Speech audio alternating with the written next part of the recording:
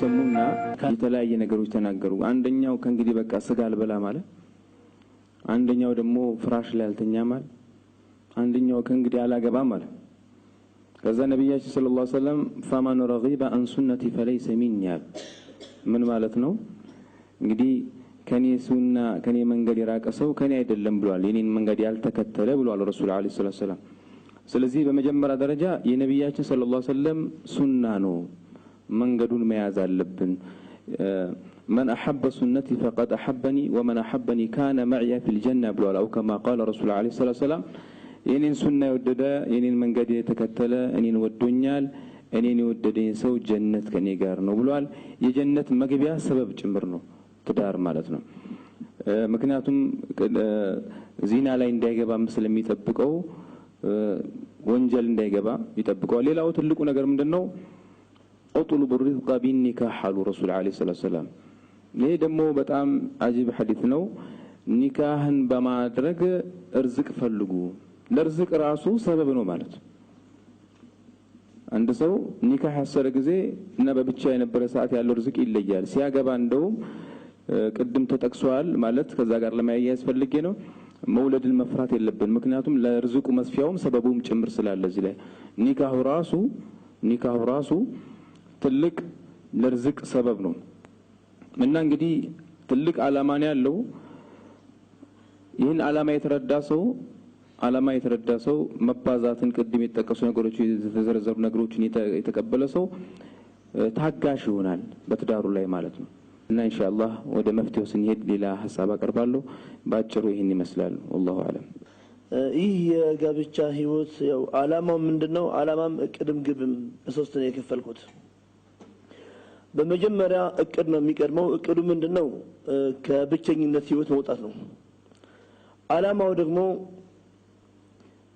ፍላጎትን ማርካት ዘርም መቀጠል የተለያዩ ነገሮች አሉት ግብ ላይ ግን ሁለት የተለያዩ አመለካከት የነበራቸው ሰዎች በሚኖሩበት ግብ እንግዲህ መጨረሻ ነው ስለዚህ በሚኖሩበት ህይወት ላይ የተለያየ ነገር ያጋጥማቸዋል የመለያየት የመጋጨትም እነኛን ነገሮች አስማምተው ተቻችለው ተስማምተው ህይወታቸውን እስከ መጨረሻ መቀጠል ነው ግን ይሁን እንጂ እነኚህ ነገሮች ዓላማ ታውቁ ካልተገባ የሚያስከትሉ ችግሮች አንድ ሶስት ጽፌያቸዋለሁኝ በመጀመሪያ ምንድነው ዓላማው ካላወቅ ነው መጠናናት ላይ የሚከሰት አለ እንግዲህ መጠናናት ማለት አንድ ሰውን በትክክል በውሉ ከኔ ጋር ይሄዳል አይሄድም የሚለው ነገር ሲሆን በአሁኑ ጊዜ ላይ ለዚህ ችግር ያጋለጠን ነገር ቢኖር ለመጠናናት የተለያየ ስፍራ ያለን ቺፕስ እናዛለን እንጎራረሳለን ይሄ ከመጠናናት ክፍል አንዱ ተብሎ ነው ግን በዚህ ደረጃ ላይ ምንድነው የመጣው ያው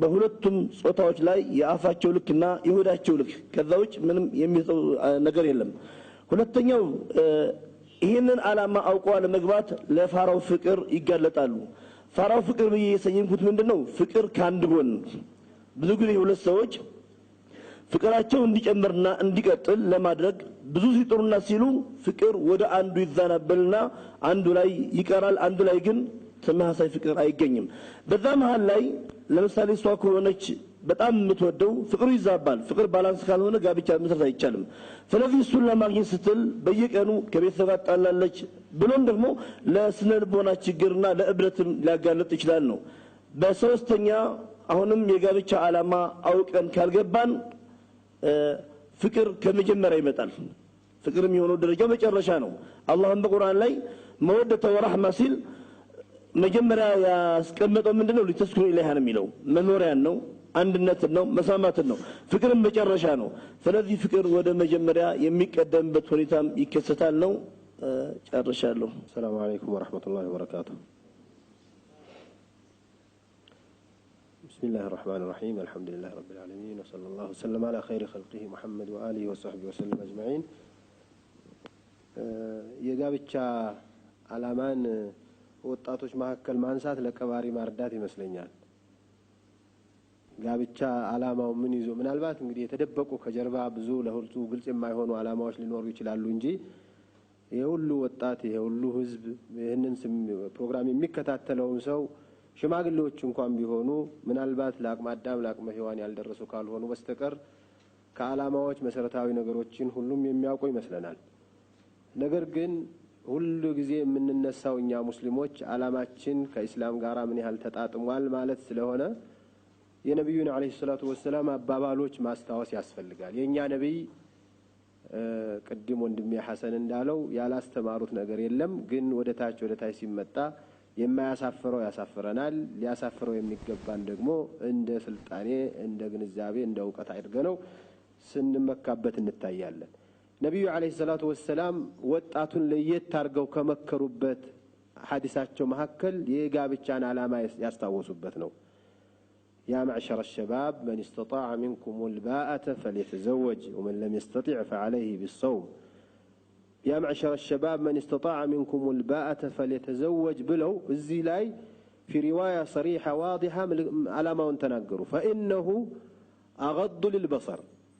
العلة هو سبب مكنيات النبي صلى الله عليه وسلم من قالوا وطاتوچ هو يالو ان انت وطاتوچ አሉ من استطاع منكم الباءة كان انت ማስሴት ልጅ ማስተናገድና ማስተዳደር የሚችል باء جنسية جسدية وباء مادية ሁለቱንም አቅም የሚያስተናግድ የአረበኛ ቋንቋ ነው باء የሚለው ቃል እና باء ያለው ሰው باء ማለት ምን ማለት ነው? ሰውነቱ ሴት ልጅ ሊያስተናግድ የሚችል ማለት ስሜቱ የተዘጋጀ ለስሜት የበቃ ማለት ነው። ስሜት የሌለው ሰው የሴት ስሜት የሌለው ወንድ ሚስት ማምጣት የለበትም። ምን ሊያረግ ያመጣል? እህት ፍለጋ ነው። እንደዚሁም ማስተናገድ ሲባል ደግሞ ዝም ብሎ አምጥቶ ለስሜት ብቻ አይደለም። ነገ እሷን መቀለብ ማስተዳደር አለበት። የማስተዳደር አቅም ያለው ሰው ከሆነ ሁለቱን ያሟላ ሰው ያግባሉና ምክንያቱም ምን አለው? فإنه أغض للبصر አይንህን ከዚህ ከሚቃጂ ልቁንስ ይሸፍንልሃል። አይንህን ሰበር አርገህ እንድትሄድ ትልቁ መቆጣጠሪያ ዋስትና ነው። وأحسن للفرج አይን ደግሞ ከዚህም ቃጅቶ ሊያመጣው የሚችለውን አደጋ የግብረ ስጋ ግንኙነት አካሎች ሊወድቁበት ከሚችሉት ችግር መከላከያ ምሽግ ነው አሉ ነብዩ አለይሂ ሰላቱ ወሰለም። ጋብቻ ትልቅ ምሽግ ነው ለሰው ልጆች ከወንጀል ለመከላከል ከዝሙት ነፃ ለመሆን ትልቁ ምሽግ ነው። ስለዚህ ጋብቻን ዓላማ ሲያደርግ ሰውየው ሲያነሳ እንደ ትርፍ ነገር ሳይሆን ጋብቻ ነገሌ አገቡ ተብሎ ሳይሆን የሚገባው ያስፈልገኛል እኔ ያለ ጋብቻ ገደል መግባቴ ነው ጋብቻ ከሌለ ሰዓት ውስጥ መረፈቴ ነው ብሎ ማሰብ መቻል አለበት። ይሄ መነሻው ነው መሆን ያለበት። ሰዎች ጋብቻ ላይ ሲነሳ ለዲን ብዬ ነው ለምናምን ነው ይላሉ። መጀመሪያ ስሜትህን መቆጣጠር ራሱ ዲን አይደል? ስለዚህ أغض للبصر وأحسن للفرج ትልቁ ዋስትና ትልቁ ዓላማ አንዱ ነው። ሁለተኛ ነብዩ አለይሂ ሰላቱ ወሰለም تزوجوا الودود الولود ወዱድ አስቀደሙ። ማትወድ ሴት የመውለዷ ምድል በጣም ውስን ስለሆነ ነው። تزوجوا الودود الولود አፍቃሪና ወላድ የሆነችን ሴት አግቡ አሉ ነብዩ አለይሂ ሰላቱ ወሰለም። እሰቡበት አላኩል ያህል ከጋብቻ ዓላማዎች አንዱ መውለድ ነው። ሶስተኛው ዓላማ في الحديث ነብዩ ሰለላሁ ዐለይሂ ወሰለም የተናገሩት አለኩ ዲን ማስፋፋት እኮ ነው። ጋብቻ እኮ የዲን አካል ነው። ዘዋጅ የዲን አካል ነው። ለዚህ ነው ረሱል ሰለላሁ ዐለይሂ ወሰለም تنكح المرأة لأربع ብለው ሴት ልጅ የምትገባበት በተለምዶ ሰዎች ሴት ልጅ ሊያገቡ ሲፈልጉ ከአራት አንድ ነገር ፈልገው ነው የሚሉት። አንደኛው ሰርቶ ያልተሳካለት ሀብታም ሊሆን ይፈልጋል። በሴት ተነሳስቶ በሴት ገንዘብ ሊያድግ ይፈልጋል። የሴት ገንዘብ የማን ዘርናት የገሌ ሀብታም ልጅ ወይ ይፈልጋቱም ብሎ እሷን አግብቶ ሀብታም ለመሆን የሚፈልግ አለ የገንዘብ ናፋቂ። ይሄንን በሌላ ሐዲስ ነግረዋል። ገንዘቧን ብለህ ካገባህ ገንዘቧ ያለቀቀን ፍቅርህ ያልቅና ትዳርህ ይበላሻል ተጠንቀቅ ብለዋል። ሁለተኛው ለመልክ ብሎ የሚያገባት አለ። መልክ ካየ የሱ እንግዲህ ፉንጋ ይሆናል። ቢያንስ ልጅ እንኳን የተሻለ እንዲሆን ሰው ፊት እንዳያፍር በሚል ይሆናል። በዚሁ ተራ አስተሳሰቡ መልከኛ ሴት ይፈልጋል። መልከኛ ሴትም አታግቡ፣ ለመልኳ ብላችሁ አታግቡ። መልኳ መስፈርታችሁ ሆኖ ከገባችሁ መልኳ የተበላሸቀን መልኳ የረገፈቀን ትዳሩ አብሮ ይረግፍና አባጨጓሪ ይሆናል ትዳራችሁ አሉ ረሱል ሰለላሁ ዐለይሂ ወሰለም። ሶስተኛው ለዘር ይላል። ዘር እንግዲህ ለዘር የሚያስቡ ሰዎች በጣም ነው የሚያሳዝነው። ለማንኛውም ዘር የአደም ልጆች ነን ሁላችንም። ግን አንዳንዱ የንጉስ ዘሮች የባለስልጣን ዘሮች የሚኒስተር ልጅ የስራ አስኪያጅ ልጅ የምናምን ልጅ ስትሆን ትልቅ ዘር ያላት ይመስለዋል። እሱ ደግሞ የአንድ ደሃ ልጅ ስለሆነ ብቻ ከሆነ ከሌላ ፍጡር የተፈጠረ እሷ ከወርቅ እሱ ካፈር የተፈጠረ ይመስለዋልና የነሱን ዘር ካገኘውማ ብሎ የሚናፍቅለት ዘር አለ እዚያ ዘር ውስጥ ልግባ ብሎ የሚያገባለ ያንን ነብዩ ሰለላሁ ዐለይሂ ወሰለም እሱንም አወገዙ ምክንያቱም ዘር አንድ ነው መነሻው ዘሩ ከላይ የሚመጣው ያ ዘር ዛሬ ነግሷል የተባለው ነገ ይረከሰ እንደሆነ አብረህ ተረክሳለህና ልጆችህን ታረክሳለህና ተጠንቀቅ መስፈርት ይያ ይሆናሉ መጨረሻ ግን አላማ የወንድ ልጅ የጀግና ሰው አላማ ምን ሊሆን እንደሚችል አዘዙ فاظفر لدين ያሉና فاظفر بذات الدين ተሪበት ይዳል ዲን ያላትን መረጣሉ ለዲን የሚያገቡ ሰዎች አሉ ከነሱ ጋር ሆነ አንተ ይሄንን ዲን ያለውን ስጋ ብቻ በዲን ላይ መስፈርት ያልተደረገ ጋብቻ መርጠህ አመዳፋሽ እንዳትሆን አደራ ሐሉ ነብዩ አለይሂ ሰላቱ ወሰለም ስለዚህ ወንድም ቢሆን አላማው ዲን ሊሆን ይገባል ሴትም ብትሆን አላማዋ ዲን ነው የሴት ዘመዶች اذا جاءكم من ترضون دينه وخلقه فزوجوه ዲን ያለው ስነ ምግባር ያለው አጭታ ከመጣ እንዳትከለክሏት ነው የሚሉት ነብዩ አለይሂ ሰላቱ ወሰለም ምን አላማዎች ብዙ አሉ ለማንኛውም እዚህ ላቁም ደስ የሚያሰኘው የዛሬው ፕሮግራማችን በጣም ብዙ ኡስታዞች ፊት ለፊታችን አሉና በእያንዳንዱ ጉዳይ ላይ ምናልባት እድል ቢሰጣቸው ቀኑ ሙሉ ቢያወሩ እንኳን ምንም የማይደጋገም ቃል በሆነ መልኩ ብዙ ነገር ላይ ያስተምሩን የሚችሉ ነው ያሉት ነገር ግን ሁሉም እንዲሳተፍ ከሚል ኢንሻአላህ እንገድባቸዋለን አፉ ይሉናል እሺ እህቴ ዛጋ ከሰላም የሴቶች የምክር አገልግሎት ድርጅት ነው የመጣሁት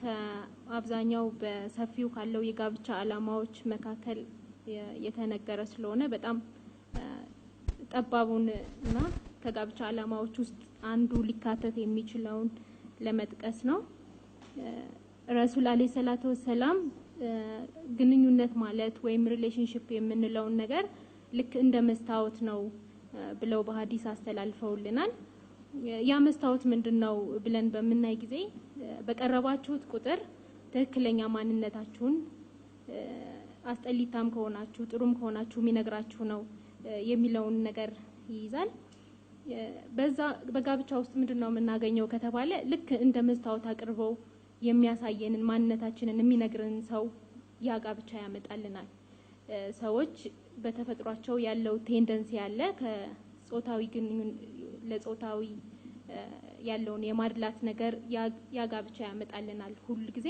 ያንን ፖቴንሻል ኢነርጂ የትም ቦታ ላይ እንትና ኤክሰርሳይዝ አናደርገውም ማለት ነው ያገባነው